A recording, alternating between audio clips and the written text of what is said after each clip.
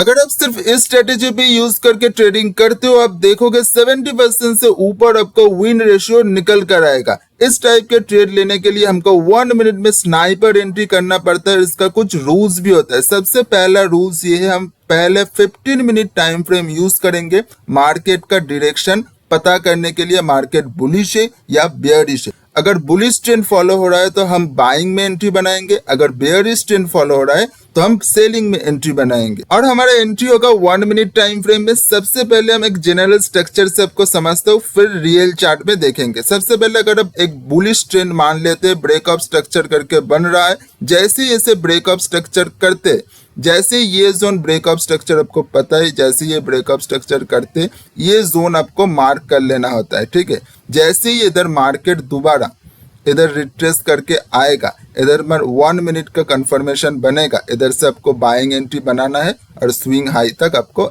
Entry लगा देना है। इसको आप SBR RBS स्ट्रेटेजी भी कोई कह सकते हो। तो अब रियल चार्ट में जाके देख लेते हैं, एक बार एग्जांपल देख लेते। तो ये एक बुलिश मार्केट ट्रेंड है। तो सबसे पहले हम एक मार्केट स्ट्रक्चर कर लेते। देखो इधर जैसे ये ब्रेकअप स्ट्रक्चर हुआ, सबसे पहले हम क्या कर लेते हैं, स्ट्रक्चर मार्किंग कर लेते हैं। इधर अगर स्ट्रक्चर मार्किंग करते हो कुछ इस तरीके से आपको बनेगा। इधर हुआ है breakup structure, previous high break करने को कहा जाता है ब्रेकअप स्ट्रक्चर।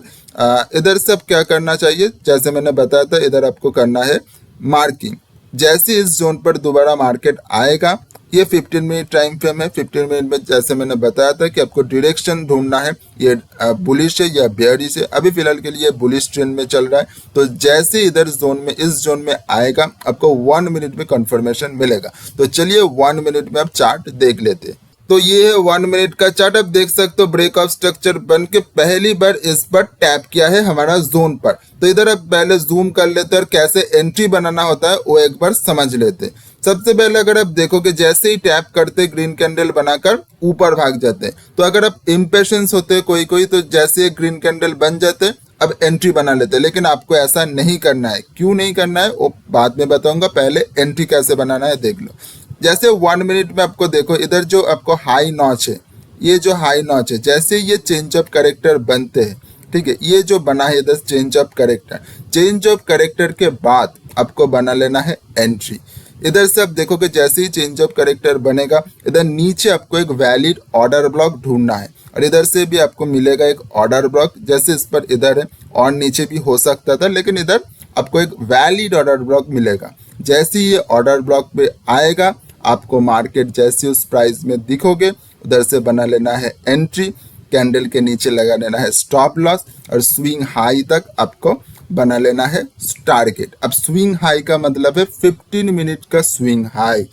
कुछ इस तरीके से आपको 15 मिनट का स्विंग हाई देखोगे और कुछ इस तरीके से आपको टारगेट देता हुआ दिखाई देगा। तो इधर से आप स्नाइपर एंट्री 1 मिनट में कर सकते हो। देखो जैसे ही अब जिस जोन पर अब एंट्री बनाया हो उसके नीचे मार्केट कभी आया ही नहीं। तो ये होता है 1 मिनट में sniper entry 15 minute time frame use करके। तो ये होता है, अगर आप कहोगे क्यों ऐसा होता है, तो ऑपरेटर का इंटरेस्ट इधर होता है। मार्केट जैसे ही ऊपर जाता है, थोड़ा बहुत अब मार्केट के प्रॉफिट बुकिंग स्टार्ट होता है, एक वैलिड ऑर्डर ब्लॉक में आते हैं, फिर से मार्केट अपने डायरेक्शन कंटिन्यू करता है।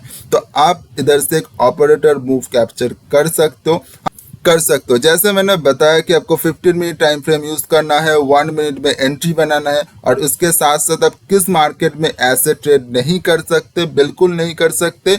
ऐसा ट्रेड अब नहीं कर सकते हो जब मार्केट का कोई डायरेक्शन नहीं रहेगा, मार्केट ऐसे ऊपर नीचे करता रहेगा, चॉपी मार्केट रहेगा, तब ऐसे फॉर्मूला, ऐसे स्ट्रेटेजी बिल्कुल काम नहीं करेगा। इस स्ट्रेटेजी तभी काम करेगा जब मार्केट ट्रेंडिंग में हो, या तो बुलिश साइड या तो बेयरिश साइड। तो इस स्ट्रेटेजी को आप बार बार प्रैक्टिस कीजिए। अब देखोगे, अगर आप बैक टेस्ट भी करोगे, अब देखोगे 70% से ऊपर आपको विन रेशियो आपको निकल कर आएगा। जैसी इसका और भी RBS SBR स्ट्रेटेजी भी कोई कहते हैं, जैसे मैंने पहले बताया था।